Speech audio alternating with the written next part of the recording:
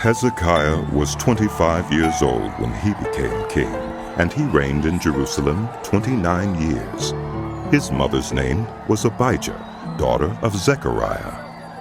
He did what was right in the eyes of the Lord, just as his father David had done. In the first month of the first year of his reign, he opened the doors of the temple of the Lord and repaired them. He brought in the priests and the Levites, assembled them in the square on the east side, and said, "Listen to me, Levites. Consecrate yourselves now, and consecrate the temple of the Lord, the God of your ancestors. Remove all defilement from the sanctuary. Our ancestors were unfaithful. They did evil in the eyes of the Lord our God and forsook him. They turned their faces away from the Lord's dwelling place and turned their backs on him. They also shut the doors of the portico and put out the lamps. They did not burn incense or present any burnt offerings at the sanctuary to the God of Israel. Therefore, the anger of the Lord has fallen on Judah and Jerusalem. He has made them an object of dread and horror and scorn, as you can see with your own eyes. This is why our ancestors have fallen by the sword, and why our sons and daughters and our wives are in captivity. Now I intend to make a covenant with the Lord, the God of Israel, so that his fierce anger will turn away from us. My sons, do not be negligent now. For the Lord has chosen you to stand before him and serve him, to minister before him and to burn incense." Then these Levites set to work. From the Kohathites, Mahath, son of Amasai, and Joel, son of Azariah, from the Merarites, Kish, son of Abdi, and Azariah, son of Jehalalel, from the Gershonites, Joah, son of Zimmah, and Eden, son of Joah, from the descendants of Eluzaphan, Shimri, and Jeiel, from the descendants of Asaph, Zechariah and Mattaniah, from the descendants of Heman, Jehiel and Shimei, from the descendants of Jeduthun, Shemaiah and Uzziel.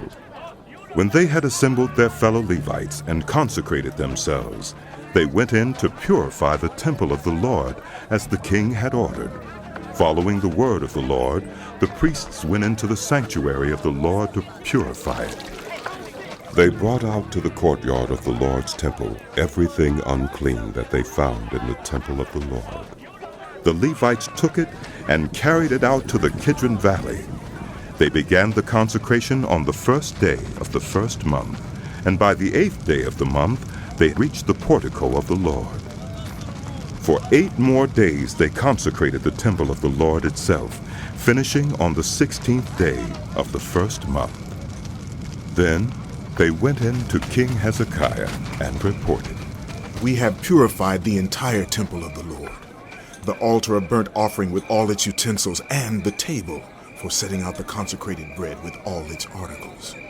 We have prepared and consecrated all the articles that King Ahaz removed in his unfaithfulness while he was king. They are now in front of the Lord's altar." Early the next morning, King Hezekiah gathered the city officials together and went up to the temple of the Lord. They brought 7 bulls, 7 rams, 7 male lambs, and 7 male goats as a sin offering for the kingdom, for the sanctuary, and for Judah. The king commanded the priests, the descendants of Aaron, to offer these on the altar of the Lord. So they slaughtered the bulls, and the priests took the blood and splashed it against the altar.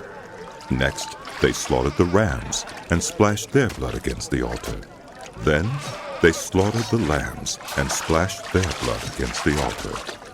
The goats for the sin offering were brought before the king and the assembly, and they laid their hands on them. The priests then slaughtered the goats and presented their blood on the altar for a sin offering to atone for all Israel, because the king had ordered the burnt offering and the sin offering for all Israel. he stationed the Levites in the temple of the Lord with cymbals, harps, and lyres, in the way prescribed by David and Gad, the king's seer, and Nathan the prophet. This was commanded by the Lord through his prophets. So the Levites stood ready with David's instruments, and the priests with their trumpets. Hezekiah gave the order to sacrifice the burnt offering on the altar. As the offering began, singing to the Lord began also, accompanied by trumpets and the instruments of David, king of Israel. The whole assembly bowed in worship, while the musicians played and the trumpets sounded. All this continued until the sacrifice of the burnt offering was completed. When the offerings were finished, the king and everyone present with him knelt down and worshipped. King Hezekiah and his officials ordered the Levites to praise the Lord with the words of David and of Asaph the seer. So they sang praises with gladness and bowed down and worshipped.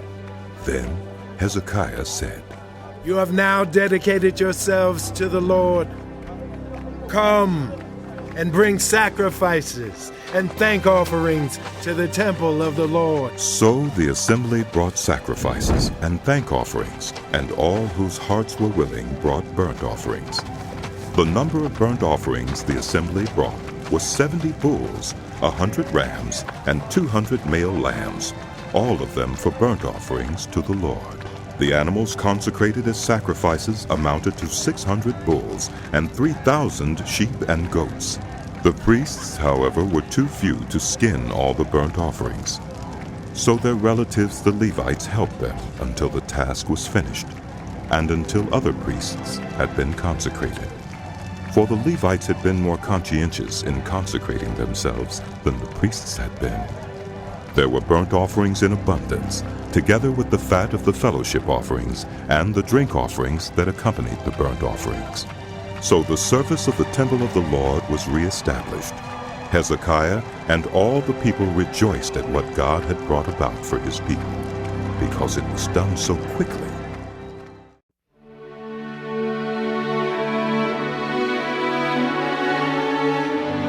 The book of 2 Chronicles continued.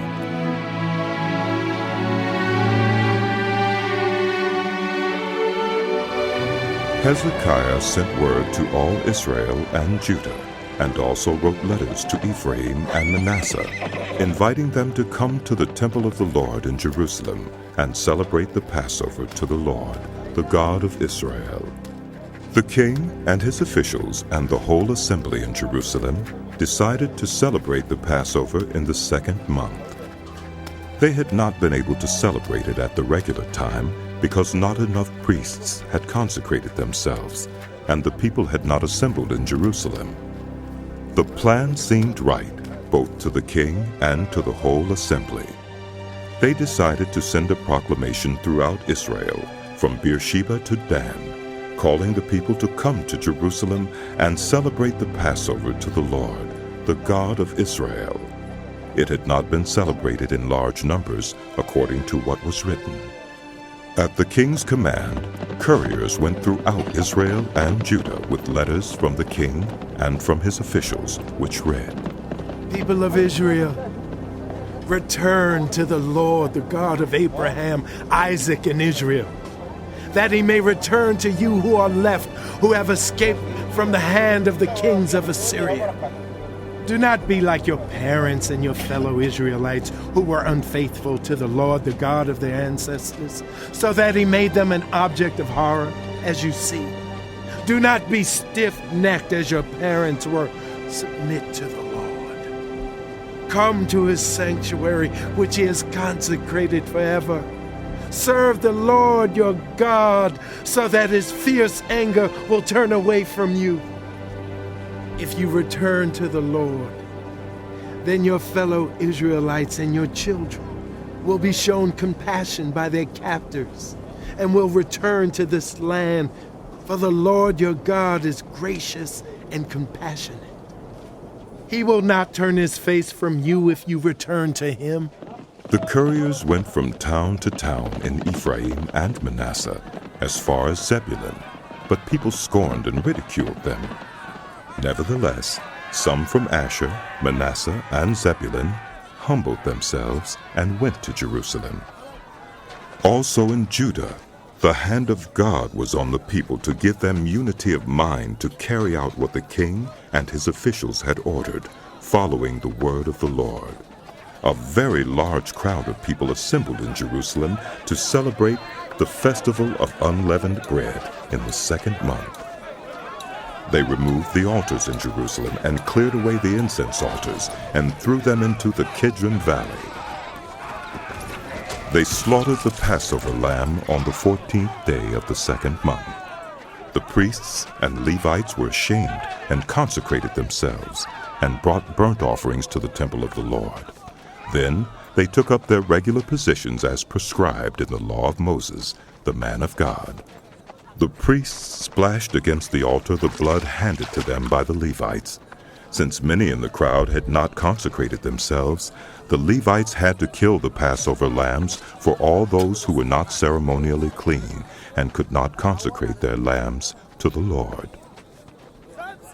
Although most of the many people who came from Ephraim, Manasseh, Issachar, and Zebulun had not purified themselves, yet they ate the Passover, contrary to what was written. But Hezekiah prayed for them, saying, May the Lord, who is good, pardon everyone who sets their heart on seeking God, the Lord, the God of their ancestors, even if they are not clean, according to the rules of the sanctuary. And the Lord heard Hezekiah and healed the people. The Israelites who were present in Jerusalem celebrated the festival of unleavened bread for 7 days with great rejoicing, while the Levites and priests praised the Lord every day with resounding instruments dedicated to the Lord. Hezekiah spoke encouragingly to all the Levites who showed good understanding of the service of the Lord. For the 7 days they ate their assigned portion and offered fellowship offerings and praised the Lord, the God of their ancestors. The whole assembly then agreed to celebrate the festival 7 more days. So for another 7 days they celebrated joyfully. Hezekiah, king of Judah, provided 1,000 bulls and 7,000 sheep and goats for the assembly, and the officials provided them with 1,000 bulls and 10,000 sheep and goats. A great number of priests consecrated themselves.